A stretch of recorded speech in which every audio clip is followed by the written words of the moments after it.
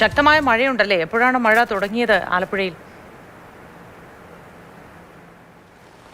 അതെ, ഒരു 5 മിനിറ്റായിട്ട് അതിശക്തമായ മഴയാണ്. നമുക്ക് ദൃശ്യങ്ങൾ വേണമെങ്കിൽ കാണിക്കാം.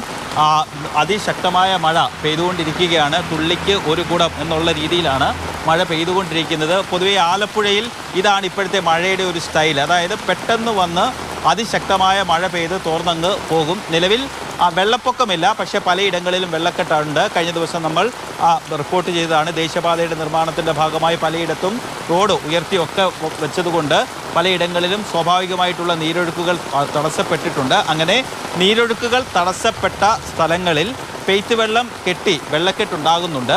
കുട്ടനാട്ടിൽ സാധാരണ നിലയിൽ വെള്ളപ്പൊക്കമാണ് ഉണ്ടാകുന്നത്. അതായത് കിഴക്കൻ വെള്ളം വന്ന് അടിഞ്ഞാണ് വെള്ളപ്പൊക്കം ഉണ്ടാകുന്നത്. അതിനുള്ളൊരു സാഹചര്യമില്ല. കാരണം നദികളിലൊക്കെ അങ്ങനെ ക്രമാതീതമായി വെള്ളം ഉയർന്നിട്ടില്ല, ഒഴുക്കുണ്ടെന്നേ ഉള്ളൂ. പക്ഷേ പലയിടങ്ങളിലും വെള്ളക്കെട്ടുണ്ട്. ഒരു 5 മിനിറ്റായി ആലപ്പുഴ നഗരത്തിൽ ഇതാണ് അവസ്ഥ. ഒരു 5 മിനിറ്റ് കൊണ്ടൊക്കെ തോരും. ഇതാണ് പൊതുവെ ഇപ്പോഴത്തെ ഒരു മഴയുടെ അവസ്ഥ. ഇങ്ങനെ നിന്ന് പെയ്യുന്നതിനപ്പുറം കുറച്ച് സമയം അതിശക്തമായ രീതിയിൽ പെയ്ത് പോവുകയാണ്.